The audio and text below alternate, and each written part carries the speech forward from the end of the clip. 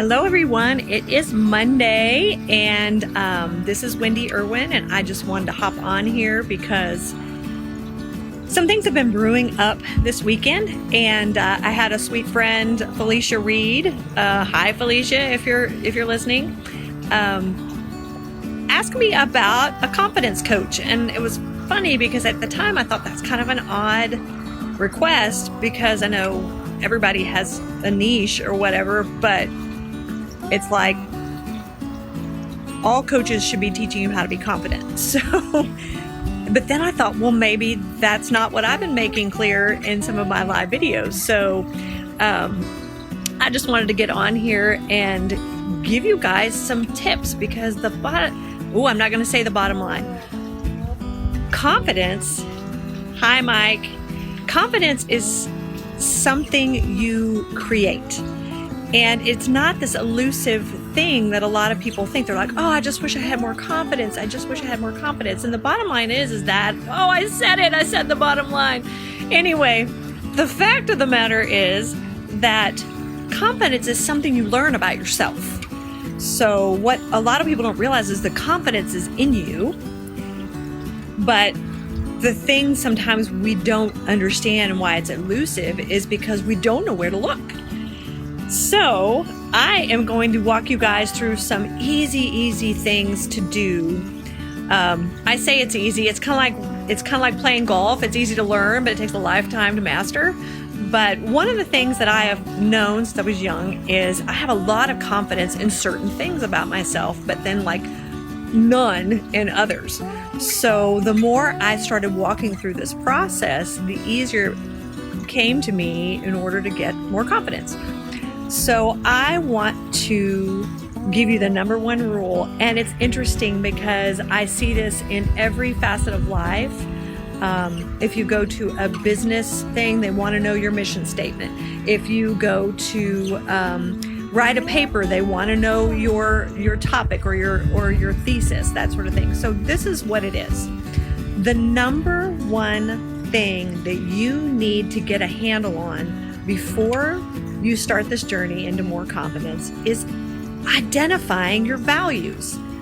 Now, that may seem really basic, but you would be surprised how a lot of people don't have their values outlined. And let me say this.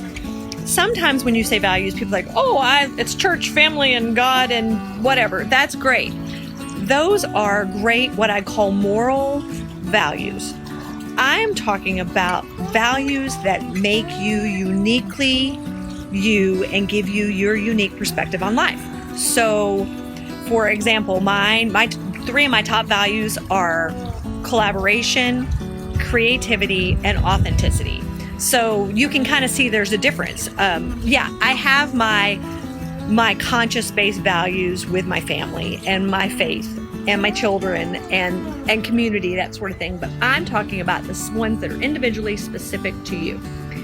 So what are some of those things? What are some of those values? I have a whole list. If y'all are interested in getting a hold of a list, then I would be happy to send it to you. You can just in the comments say, give me a list, Wendy, I'm curious. So there's that. And so that's number one, identifying your values. And it's interesting because I realize anytime you go into psychotherapy or therapy or anything that really is based on how to understand where you're coming from and maybe solving problems is understanding your values. So there's number one. That also happens like in the Myers-Briggs. That's what the Myers-Briggs and a lot of these personality tests identify is what's important to you.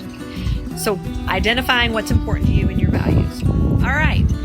Number two is identifying your strengths. Now, for some of us, that might be easy, right? I see a couple people are hopping on. Give me a wave so I know that you're here. Identifying your strengths may seem like something that is obvious or easy to do, but it isn't necessarily that. Mainly because we have this really skewed filter in our brain that tells us what we're good at, what we're not good at. And sometimes the thing that the part of our brain that tells us we're not good at something is lying, right? So really understanding what you're good at. Now, if you're struggling in this area, saying, okay, I've got a couple, but I know there's more that I'm good at, pull a trusted friend aside and say, listen, I am really working on something and I need you to help me identify what I excel at. And sometimes they'll tell you something you've never even seen before. For example, I know I have a lot of strengths, but I asked my husband one day, I was like, what do you think is one of my strengths? He told me that I was a good listener. Hi, Shannon. So that was not even on my top 10. So I guess I am a good listener, but it comes so naturally to me. I don't think of it as a strength, but because I think that other people are good listeners too, but I guess that's not necessarily the case. So really dig deep in what you're good at and pull someone that you love and respect and you know will be kind to you and ask them what your strengths are.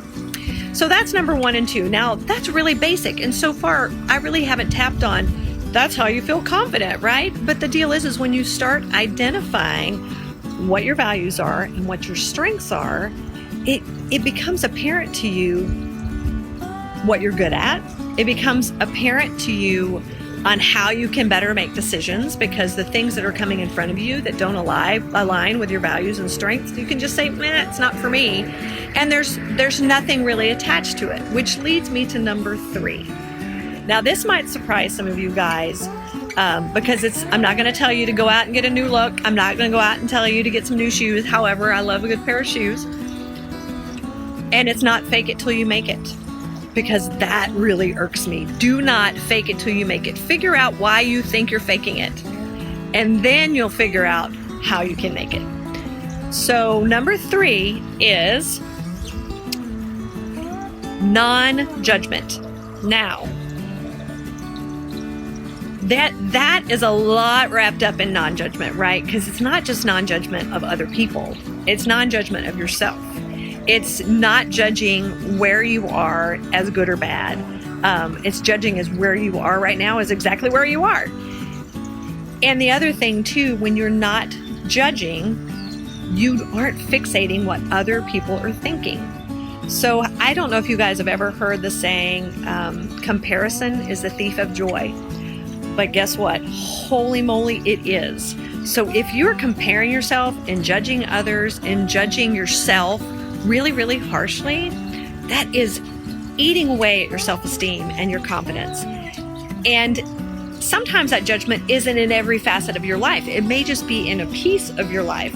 So for me, I'm super non-judgmental when it comes to people who are creative and artistic and stuff, because I think the more the merrier, right? But then I have sometimes these lingering things about the way people behave, right? I have some ideas that have been planted in my brain about the way people should behave. And a lot of times when that comes up, I find myself being judgmental. And then that in turn makes me say, oh, if I'm judging others, people are judging me. So therefore I have to behave differently, right? So that starts eating away at your confidence, because if you are constantly scanning if you're constantly scanning the horizon to compare yourself to people, guess what? That is eating away at your self-confidence. So know that this non-judgmental piece, which is hairy, by the way, because there's a lot tied up in it. It's our social things are tied up in it. Our faith is tied up in it. However, most of the faith-based beliefs I've heard have talked about not judging others, which is something we fail horribly at. And that's okay. It's recognizing that we're failing at it. Mike, let's see. Learning to say, nah, that's not for me is definitely critical of finding your happy, confident place. Absolutely. This was a huge thing for me, right? So really understanding that I didn't have to say yes to everything and fill my life with things that weren't important to me. And maybe I wasn't good at, that eventually was eating away at my confidence. See, you can see how it's cyclical.